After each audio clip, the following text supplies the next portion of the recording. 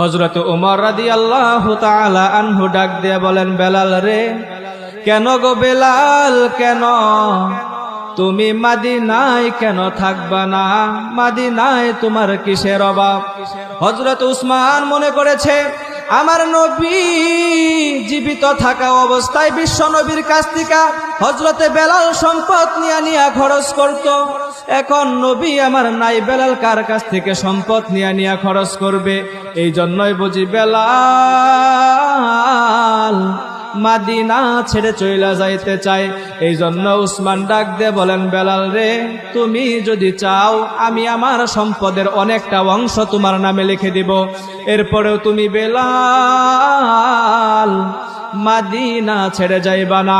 হযরত আবু বকর ডাক দে বলেন, বেলাল, তুমি যেহেতু মসজিদে নববীর মুয়াজ্জিন, তুমি যদি চাও তোমার জন্য বাইতুল মাল থেকে ভাতা নির্ধারণ করে দিব, এরপরেও তুমি বেলাল মদিনা ছেড়ে যাইবা না। হযরতে বেলাল ডেকে ডেকে বলেন, আমিরুল মুমিনিন, কেমনে বুঝাই টাকার জন্য মদিনায় থাকতাম না, আর টাকার জন্য আমি বেলাল মদিনা ছেড়ে যাই না। আমার নবী জীবিত থাকা অবস্থায় আমার নবী যখন ঘর থেকে বের হইতো, আমার বিশ্ব নবীর সামনে যাইয়া মায়ার নবীর জন্য আমি রাস্তা তৈরি করে দিতাম। ওই পাহাড়িয়ার পথ বড় বড় পাথরগুলো সরাইয়া আমার বিশ্ব নবী মায়ার নবীর জন্য আমি রাস্তা তৈরি করে দিতাম। এখন তাকায়া দেখো, নবী আমার নাই, কার জন্য আমি রাস্তা তৈরি করে দেব? কার জন্য পথ তৈরি করে দেব? আগে যখন আজানের সময় হইতো, আমার বিশ্ব নবী মায়ার নবী যখন মসজিদে নববীর মধ্যে প্রবেশ করতেন, আমার নবীর জুতাগুলো সামনে রাইখা নবীজি যখন মসজিদে যাইতেন, আমার নবীর জুতাগুলো আমার বুকের সাথে লাগাইয়া আমার কলিজা ঠান্ডা করতাম। এখন তাকায়া দেখো, নবী আমার নাই, কার জুতাগুলো আমার কলিজার সাথে লাগাইয়া ঠান্ডা করব? যখন আজানের সময় হইতো, যখন আমি আশহাদু আন্না মুহাম্মাদার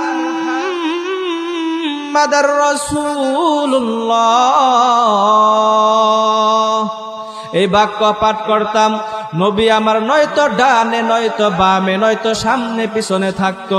এখন তাকায়া দেখো, নবী আমার নাই রে, কার জন্য আমি আজান দিব? আমিরুল মুমিনিন মদিনায় আর থাকবো না, মদিনা থেকে বিদায় দিন। সাহাবায়ে কেরাম ডেকে ডেকে বলেন, ও বেলাল, তুমি কি একাই নবীজিকে ভালোবাসতা? আমরা কি বিশ্ব নবী মায়ার নবীকে ভালোবাসি না? হযরতে বেলাল ডাক দিয়ে বলেন, তোমরাও ভালোবাসতা, আমিও ভালোবাসতাম, কিন্তু তোমরা হয়তো আমার বিশ্ব নবীর রওজাটা দেখে মনে সান্ত্বনা নিতে পারো। ওই যে আমার নবী রওজার মধ্যে চিরশায়িত, কিন্তু আমি যখন নবীজির রওজার দিকে তাকাই, আমার কলিজা মানে না,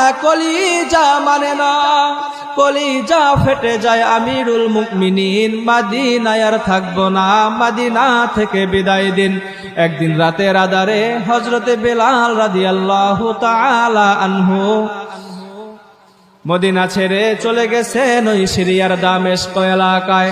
সাহাবায়ে কেরাম হযরতে বেলালকে কোথাও খুঁজে পায় না। এভাবে কয়েকটা মাস অতিবাহিত হয়ে যাওয়ার পর হযরতে বেলাল রাদিয়াল্লাহু তাআলা আনহু একদিন স্বপ্নে দেখেন বিশ্ব নবী মায়ার নবী তার শিয়রের পাশে দাঁড়াইয়া ডাক দিয়ে বলেন, ও বেলাল রে, তোমার এটা কেমন বন্ধুত্ব?